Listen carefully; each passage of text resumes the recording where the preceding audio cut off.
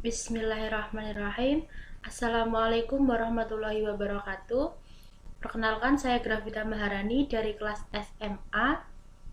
Di sini saya akan mereview jurnal tentang kesejahteraan dalam perspektif ekonomi Islam dalam jurnal Kajian Hukum dan Sosial yang ditulis oleh Agung Eko Purwana. Pertama-tama adalah saya akan mereview tentang abstrak dari jurnal tersebut.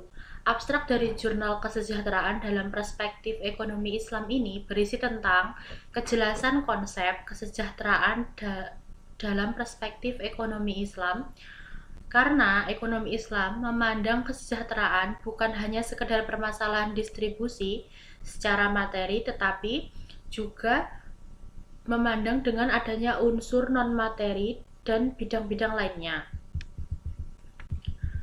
Oleh karena itu, kesejahteraan dalam ekonomi dapat ditegakkan bersama-sama pada bidang-bidang lainnya sehingga dapat menopang dan saling menguatkan. Kesejahteraan juga merupakan upaya terus-menerus yang dilakukan oleh umat manusia untuk berbuat sebaik-baiknya kepada Tuhan maupun sesama dengan petunjuk Islam.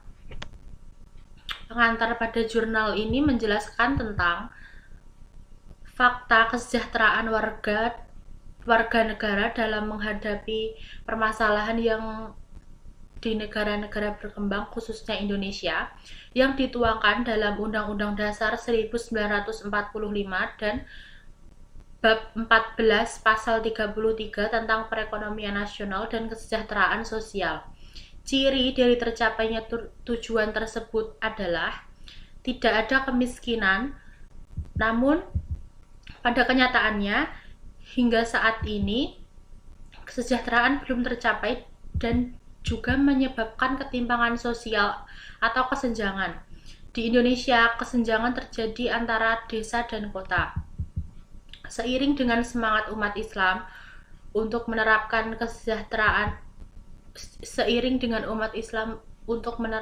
ajaran agamanya, muncullah kajian tentang kesejahteraan perekonomian yang berbasis syariah Islam.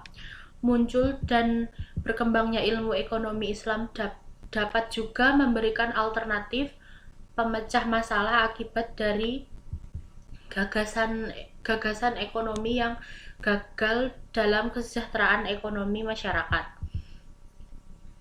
Metode penelitian yang dipakai pada jurnal ini menggunakan metode deskriptif yang berdasarkan pada fakta bahwa kesejahteraan ekonomi masih menjadi permasalahan masyarakat, dan juga dengan metode historis yang menjelaskan tentang kesejahteraan di masa Rasulullah dan juga para sahabat. Hasil dari penelitian jurnal ini menyatakan bahwa kesejahteraan perekonomian masih belum tercapai, sehingga muncullah kajian tentang kesejahteraan perekonomian yang berbasis syariah. Muncul dan berkembangnya ekonomi Islam dapat memberikan alternatif pemecahan masalah akibat dari gagasan ekonomi yang gagal dalam kesejahteraan ekonomi masyarakat. Dalam jurnal ini, kesejahteraan sendiri memiliki arti bebas dari kemiskinan, dari kebodohan, dari ketakutan, dan lain-lain, sehingga hidup lebih tentram. Kesejahteraan dalam perspektif ekonomi Islam dijelaskan oleh beberapa pendapat dalam jurnal ini, diantaranya yang pertama adalah kesejahteraan menurut Al-Quran. Dalam jurnal ini, ayat Al-Quran yang menjelaskan tentang kesejahteraan adalah Quran Surat An-Nahl ayat 97, Quran Surat At-Toha ayat 117 sampai dengan 119, dan Quran Surat An-Nisa ayat 9. Yang kedua ada kesejahteraan pada masa Rasulullah dan para sahabat. Jurnal ini menjelaskan bahwa Rasulullah membangun perekonomian yang dulu dari titik nol menjadi suatu perekonomian yang besar dan mampu keluar dari Jazirah Arab. Yang ketiga adalah kesejahteraan menurut ulama. Jurnal ini menjelaskan pendapat Al-Ghazali yang mana kesejahteraan adalah tercapainya kemaslahatan. Beliau juga menjabarkan sumber-sumber kesejahteraan adalah terpeliharanya jiwa, akal, keturunan, dan juga harta. Kesejahteraan menurut ekonom Islam. Dalam jurnal ini, tingkat kesejahteraan optimal akan dapat tercapai apabila memenuhi faktor produksi yang dapat mencapai keseimbangan terhadap konsumen. Kesimpulan dari jurnal ini adalah kesejahteraan dalam perspektif ekonomi Islam adalah terpenuhinya kebutuhan materi dan non-materi, dunia dan akhirat berdasarkan kesadaran pribadi dan masyarakat untuk patuh dan taat terhadap hukum yang dikehendaki oleh Allah Subhanahu wa Ta'ala melalui petunjuknya dalam Al-Quran melalui contoh Rasulullah Shallallahu Alaihi Wasallam.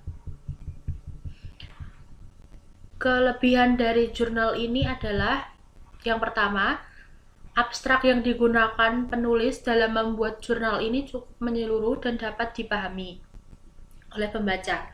Yang kedua, penulis detail dalam